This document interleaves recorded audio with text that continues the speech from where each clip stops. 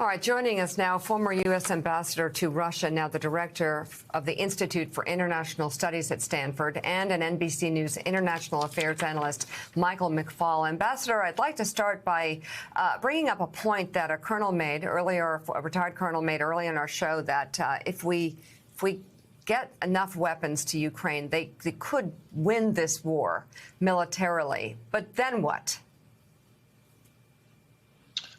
Well, I'll defer to the colonel about military operations. I'm not an expert on that. My sense from talking to senior Ukrainian officials, including, by the way, President Zelensky just yesterday, is that they see it's all or nothing in what they're calling the war for Donbass, the Battle of Donbass. They won the Battle of Kiev, right? I think everybody should remember that. That was a tremendous military victory that nobody expected.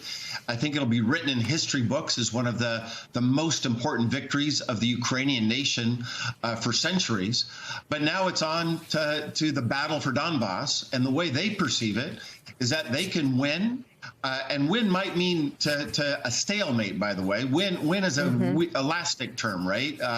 But they think they can fight to a stalemate and then have a peace settlement if they have the weapons to fight that kind of fight. And right now, they don't think they do, and they're hoping for more before that battle begins.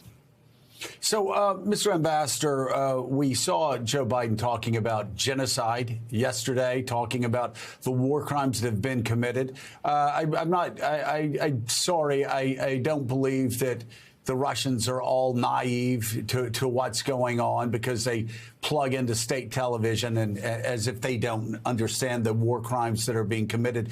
You retweeted a piece talking about complicity. The complicity of the Russian people, what's the term? Gleichschaltung, collective guilt. What was used in Nazi Germany to talk about ordinary people who just go along with an evil regime. Are we there yet with the Russians? Well, I think we have to discuss it. This is very difficult for me because, of course, this is Putin's war. Russians didn't, were not all complicit in it. They didn't vote in Congress democratically elected. They live in these propaganda machines. And if you're in the Putin bubble, right, it doesn't matter what information, you're not going to believe it. That probably sounds familiar, right? You think of Trump supporters. It doesn't matter what kind of information they have, they're still going to believe it. But I don't think the majority of Russians fall in that bubble. And I do think we have to raise the question. I was just on a YouTube discussion for an hour yesterday in Russian saying these kinds of things. You can't just say, well, it's not my war, it's not my president, it's not my problem. No, it is, because for decades, there hasn't been more resistance. Now, that's not to say that everybody should be as brave as Alexei Navalny and go to jail for their beliefs. But small acts of civic resistance, I think, is important to show that you don't support this war. Yeah, tell me what your latest reaction is to the strong words of President Biden, the commitment to even more military power. We saw Zelensky calling Biden a true leader. Is the White House doing what the White House needs to do so the United States can be the continued defender of freedom and democracy across the globe?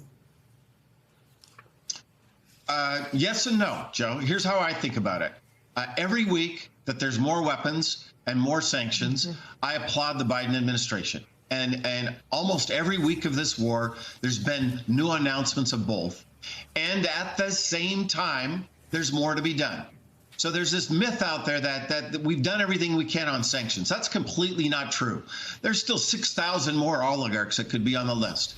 We should be pushing hard for oil and gas sanctions, especially oil sanctions with our German and other allies in Europe. And when people say it can't be done, that's not true. There's way more that can be done on the sanctions side. Well, why aren't we doing it, Mr. Ambassador? Why aren't we doing it right now?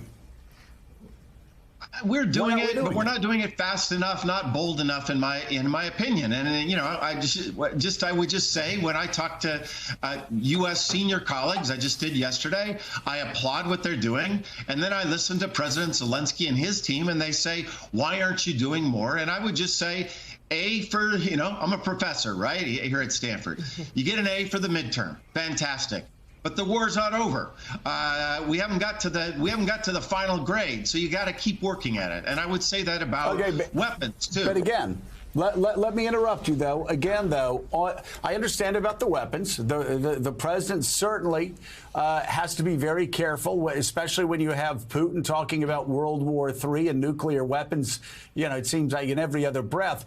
But as far as sanctions go, explain to us, why aren't we doing everything? Why is the West not doing everything that it can do on sanctions on all of these oligarchs?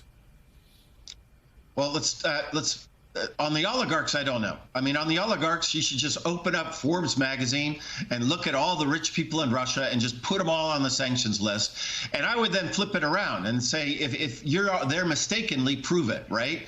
So instead of innocent before proven guilty, flip it around, because 99% of them, they're supporting Putin's war. They should be sanctioned.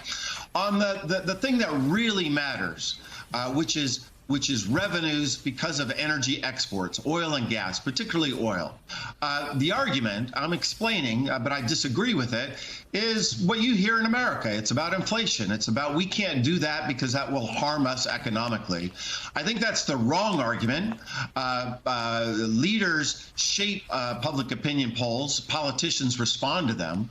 Every time I talk to Americans about it, they applaud. I was just in Sioux Falls, South Dakota last week. 3,000 people, Joe, came to my talk about Ukraine. 3,000 people in the red state of South Dakota. And when I explained it, they gave me a standing ovation. That's what we need our leaders to do here. And that's what we need to convince our leaders in Europe to do as well. So, Ambassador, yesterday, a significant sort of reframing of the war from Vladimir Putin. He said peace talks are at a dead end, but he also said, no, our focus is, and he claimed, always has been, on the East, on the Donbass, given the failures he saw throughout the rest of the country that he thought he was going to roll through. What does that say to you? What are his objectives right now? What's in front of him, and what does that mean for the length of this war? Well, first, Willie, everybody should listen to what he said, because I think it puts to rest a lot of mythical arguments we had before this war. He was asked why he fought, and he said because we had to kill the Nazis and help the people of Ukraine, right?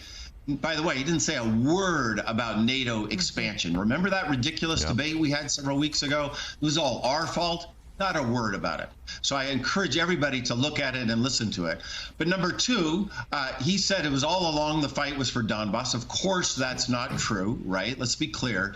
By my count, they're on Plan D.